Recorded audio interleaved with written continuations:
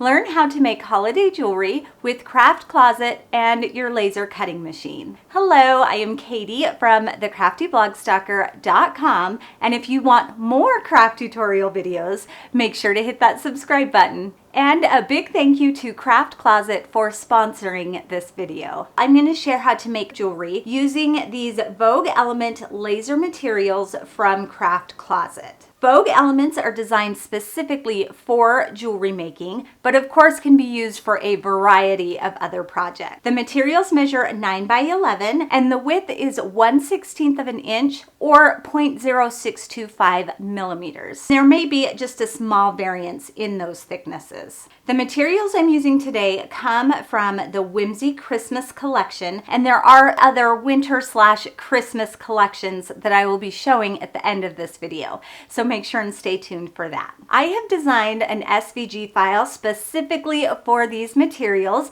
that will create 6 different pieces of jewelry, and I will make that available for you to download for free. Since all laser cutters are different, I cannot recommend a specific setting for how to cut these materials. I recommend going to your machine's owner's manual and seeing the settings that they recommend. And it's always a good idea to test a small little piece to make sure that you have the right settings. The first piece of jewelry I am making can either be a necklace or a bracelet. It all depends on how long you make it. I am using these reflections materials. We have shimmering silver and Christmas ball red. Both of these materials do have a plastic sheet covering so it doesn't get scratched. I will remove that liner after my pieces have been cut. I have cut all of my oval pieces out of that reflections material. In the cut file, there is only one of these ovals. Then you can just choose how many you want to cut. I did 21 of each color. Now I need to go through them and remove that plastic liner on both sides of each piece. By removing that plastic liner, it makes the piece much more shiny. I'm going to go through and remove all of those protective plastic sheets, as well as poke out those little holes. And I can do that just with a weeding tool. I'm about halfway done, and can you see how much shinier they are without that plastic on them? They just look so much better. Now that all the pieces are peeled, I can begin assembling. I'm going to use 2 pairs of jewelry pliers. The jump rings that I'm using are the 3mm. I have a jump ring there in my pliers, and jump rings come already opened, so I don't need to open them. To start, I'm going to add a red one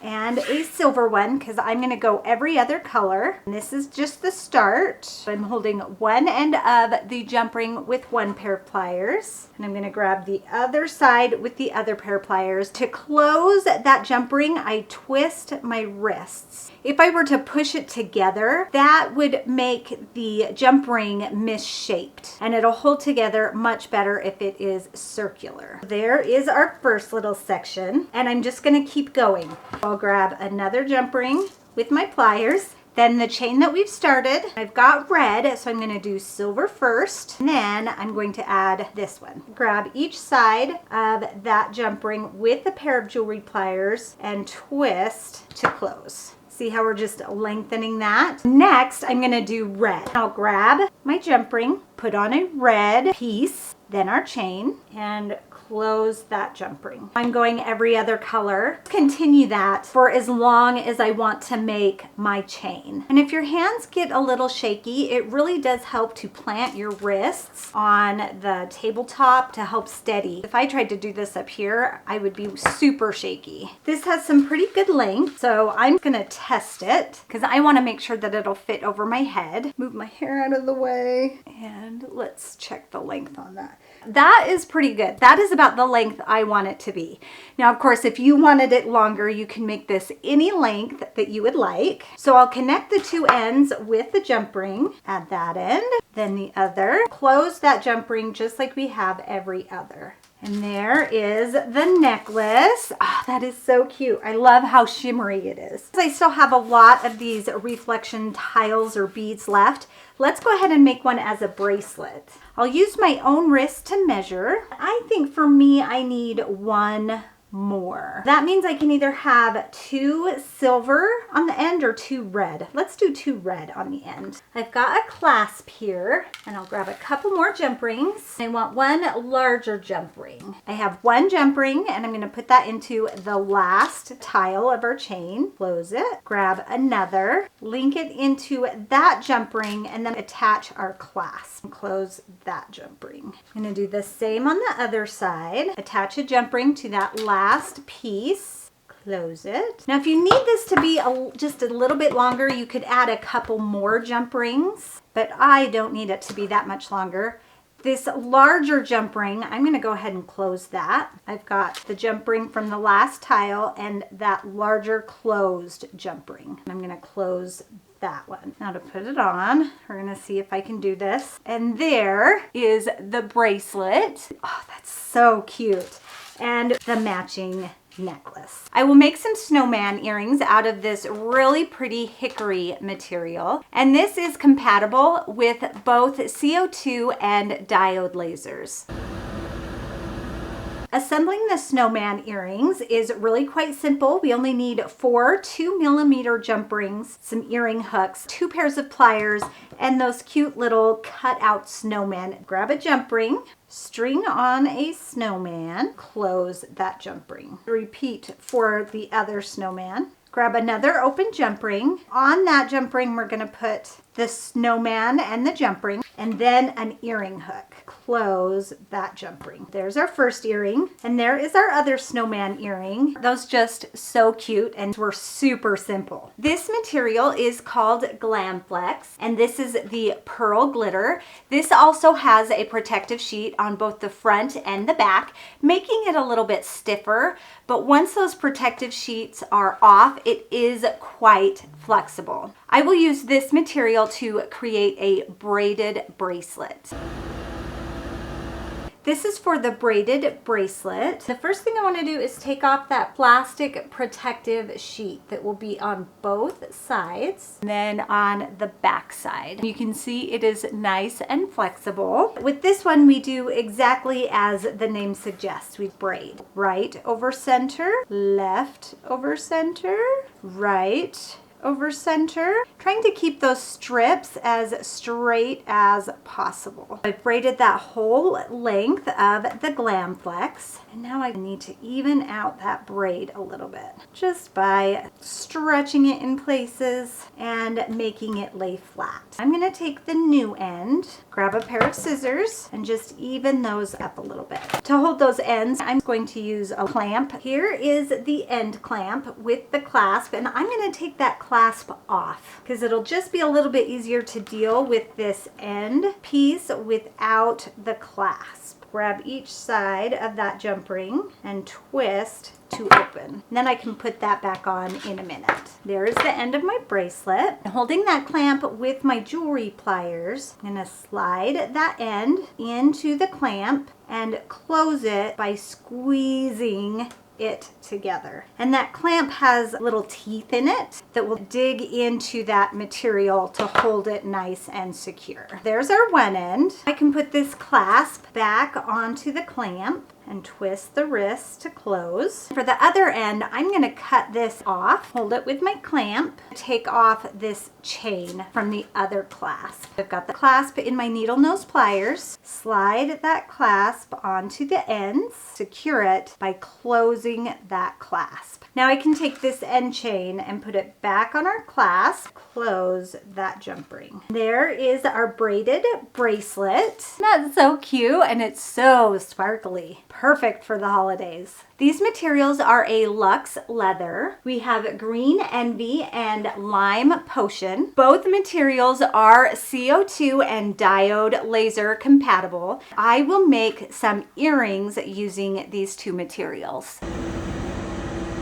These layered tree earrings need 2 4mm jump rings and 2 2mm jump rings, as well as some earring hooks. I'm going to start with my 4mm jump ring, layer them onto the jump ring in the order of their layers. 1, 2, 2, 3, 4, and close that jump ring, twisting the wrists. I'll do the same with the second earring. Take the 2mm jump ring, place on that larger jump ring that holds those layered trees and an earring wire. And then close that jump ring. And there is one earring. Repeat for the second earring. There are cute layered earrings. This is Pressed Patterns Peppermint Stripe. This is a wood sheet with a pattern printed on both sides. This Luxe Leather Vanilla Glaze. Both of these materials are diode and CO2 laser compatible, and I will make a pair of earrings using these two materials together. These mixed material earrings require 4 2mm jump rings and 2 earring hooks. I have an open jump ring. I'll put on the wood piece and the leather piece. Close. Grab another jump ring and close. They'll hang like that. You want that empty hole at the top. Do the same for the second earring. To add the hook, I'm going to grab another jump ring, push that through that top hole and shut. With the fourth jump ring, right on that top jump ring and an earring hook. Twist together. Repeat that for the other earring. There are the mixed material earrings. Those are so cute. This is Crimson Blaze Luxe Leather. This material is diode and CO2 laser compatible. I will make a ring using this material. Here are the cut pieces for the bow ring. I have a size 8 ring because that's what fits me, but you could also use an adjustable ring or an old ring. Whatever you have is totally fine. I'll also use some E6000 glue as well as some little clothespins. You could also use little clamps, anything that you have to help hold the pieces together while they dry. In the center of 5 of the strips, I have a little score line. It's super duper light. I did it on the fastest power and the lowest speed to where I could still see the line, and that line marks the center of the strip. I'll start with the longer strips, and I want to fold the strips in towards the center and then flip. So I get that nice cone shape there on the end and have them meet in the center at that score line. Take my glue and just put some right there on that center point. Then fold and flip so I have that cone. Do the same to the other side. Fold and flip, just like that. I can use my little clip and hold the pieces there while they dry. And I'm going to do this with the 3 larger strips and the 2 smaller strips that are marked. I'll keep this strip for the end. I let these pieces dry for closer to an hour because I took off the clips and they started to come apart. So I let them dry a little bit longer. I'm going to start with the larger loops, the ones that'll be on the base. And this is how they are going to go together. I'm just going to glue these pieces together. Glue in there and stack, and then some more glue and stack. I have a stronger clamp. I'm going to use this stronger clamp to hold these pieces together, just like that. I'll do the same with these pieces. Add a little bit of glue in there, layer these pieces together, and then clamp. I'll let these pieces dry for about an hour at least before I combine them. This extra piece right here is for the loop that will go in the center of the bow. I will give it a rough measure using one of these little clothespins, wrapping it around and cutting that off. I'll add some glue to the end and wrap it around. To hold it in place, I've got another clamp here and I'll just hold it like that. I'm gonna let this piece dry a little bit as well. Now that all of my pieces have been drying, take off all my clips, add some glue to the center, pop on this middle layer, clamp those together to hold. I've let the stack dry a little bit longer, and I'm just going in and fluffing up those little cones since they were clamped down. The layers to our bow are dry. All that's left is to add this little loop there in the center.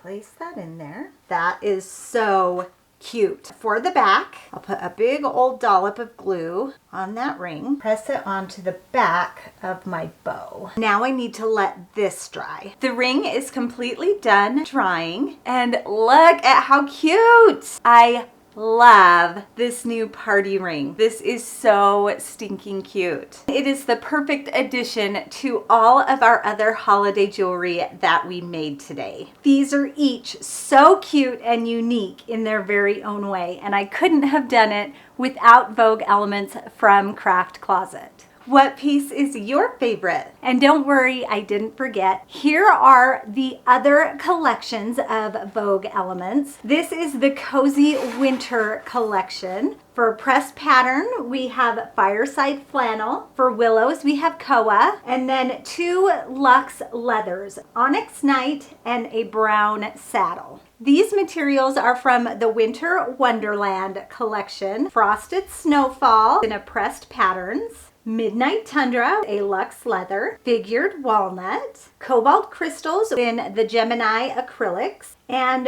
the Glam Flex Raven feather. And these last materials are from the Elegant Christmas collection. A burgundy wine and an evergreen grove in the luxe leather, gold weave glam flex, holiday pines in pressed patterns, wenge in willows, Midas gold in reflections, and emerald ivy marble in the Gemini acrylic. Just like all of the other materials, these are double-sided. The Gemini acrylic is still double-sided. It just has that protective sheet on the other side. And the best part about all of these materials is even though they are in collections, you can still pick and choose what materials you want because they are sold separately. If you want to learn more about Craft Closet and their Vogue element materials, then go to craftcloset.com. And if you want more fun, free tutorials, make sure to check out my website, thecraftyblogstalker.com. Thanks everyone. Bye and happy crafting.